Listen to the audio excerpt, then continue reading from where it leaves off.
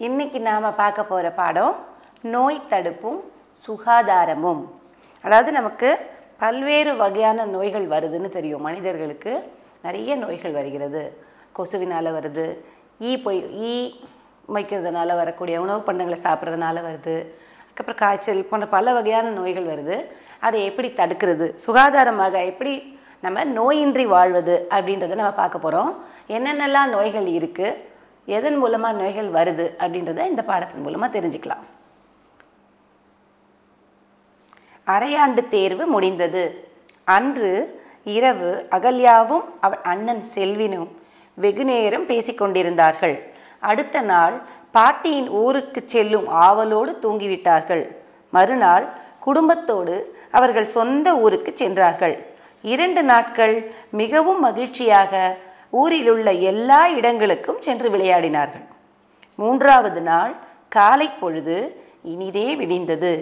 ஆனால் செல்வின் வெகு நேரமாய் தூங்கிக் கொண்டிருந்தான். அவன் அம்மா அவனை எழுப்ப முயன்றபோது உடல் அனலாக கொதித்தது.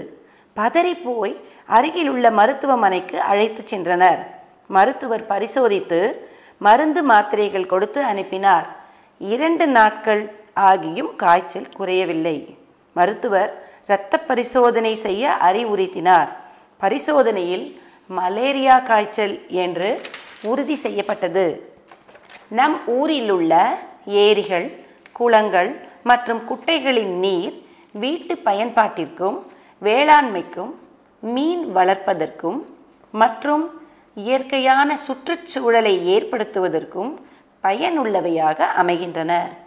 ஆயினும் இதே நீர் மலேரியா, டெங்கு காய்ச்சல், சிக்கன் குனியா முதலிய நோய்களை பரப்பும் கொசுக்களை உற்பத்தி செய்யும் இடமாகவும் உள்ளன. நீரானது மனிதனால் மாசுபடும் போது இன்னல்கள் அதிகரிக்கின்றன. நோய் பரப்பும் கொசுக்கள். இப்போது நோய்கள் எல்லாம் நமக்கு வருது அப்படின்னு தெரிஞ்சுக்கிட்டோம். நீரினால் வரக்கூடிய நோய்கள். இப்போது மலேரியா காய்ச்சல் அந்த செல்வினுக்கு வந்தாச்சு. எப்படி வந்தது அப்படின்னு சொல்லும்போது இரத்த பரிசோதனை செய்து பார்க்குமாறு மருத்துவர் டாக்டர் சொல்லியிருக்கார். அப்போது நீரினால் தான் மலேரியா, கொசுக்களின் வாயிலாக மலேரியா காய்ச்சல் வந்ததுன்னு பார்க்குறோம். அப்போ கொசுக்களினால் எப்படி வருது, நீரினால் உள்ள கொசுக்கள் பரவுதுன்னு சொல்லும்போது கொசுக்களின் வகைகள், எந்தெந்த கொசு எந்தெந்த நோய்களை நமக்கு பரப்புகின்றனன்னு பார்க்க போகிறோம். இங்கே என்ன சொல்லியிருக்காங்க, சிக்கன் குனியா, டெங்கு, அதுக்கப்புறம் மலேரியா போன்ற நோய்கள்லாம் வருதுன்னு. இப்போ நம்ம ஒன்று ஒன்றா நோய்கள் பரப்பும் கொசுக்களின் பெயர்களை தெரிஞ்சு கொள்ள போகிறோம். நோய் பரப்பும் கொசுக்கள்.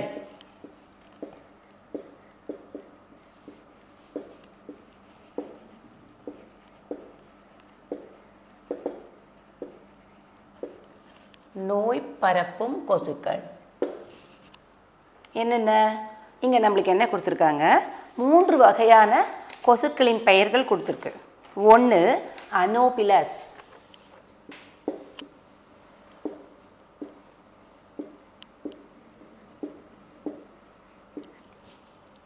2 கியூலக்ஸ்,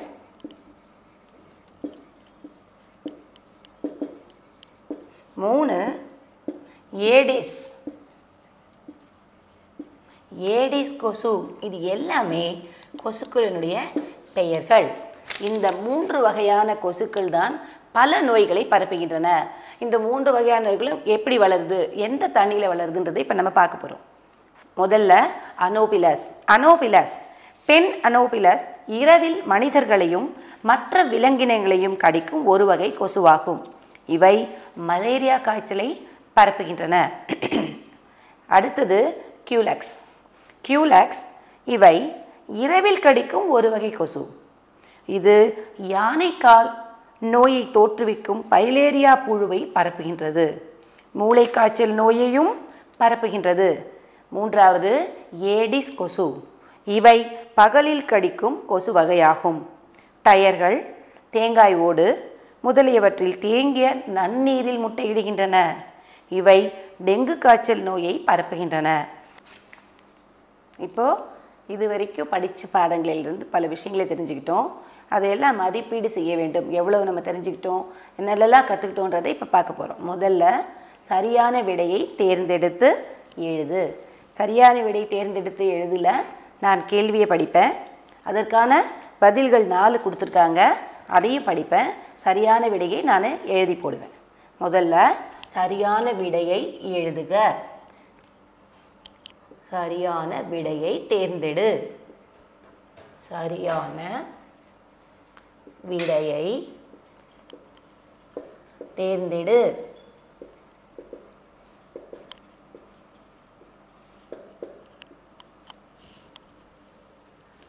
சரியான விடையை தேர்ந்தெடு. முதல் கேள்வி. முதல் கேள்வி என்ன? எவ்வகை கொசுக்கள் பகலில் கடிக்கும்? அதுக்கு 4 பதில் இருக்கு. கியூலெக்ஸ், ஏடிஸ், ஆன் அனோபிலஸ், பென் அனோபிலஸ்.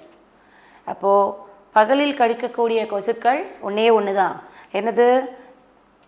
ஆ ஏடிஸ். இதற்கான விடை ஆ இருக்கக்கூடிய ஏடிஸ். அடுத்தது நீர்த்தேக்கங்களில் கொசுக்களை கட்டுப்படுத்த வளர்க்கப்படும் ஒரு வகை மீன்.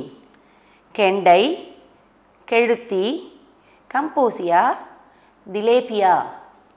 விடை கம்போசியா. கம்போசியா வகை மீன்கள்.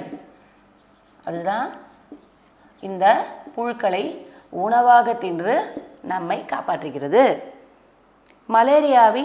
அடுத்த கேள்வி, மலேரியாவை பரப்பும் கொசு. கியூலெக்ஸ், ஏடிஸ், அனோபிலஸ், பென் அனோபிலஸ். இதற்கான சரியான விடை பென் அனோபிலஸ் என்பது. பென் அனோபிலஸ்.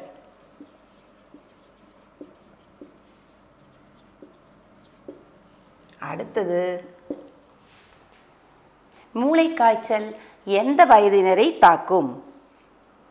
10 வயதிற்கு கீழ், 10 வயதிற்கு மேல், 15 வயதிற்கு மேல், எல்லா வயதினரையும். சரியான விடை மூளைக்காய்ச்சல் எல்லா வயதினரையும் தாக்கும்.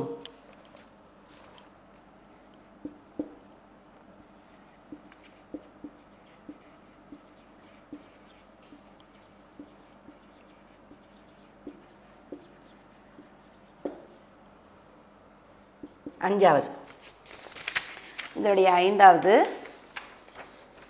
டாமிஃப்ளூ மாத்திரை எந்த நோய்க்கு மருந்தாக பயன்படுகிறது? டெங்குவா, மலேரியா, சிக்கன்குனியா, பன்றிக்காய்ச்சல். சரியான விடை பன்றிக்காய்ச்சல். டாமிஃப்ளூ மாத்திரை பன்றிக்காய்ச்சல் என்ற நோய்க்கு தான் மருந்தாக தருகிறார்கள்.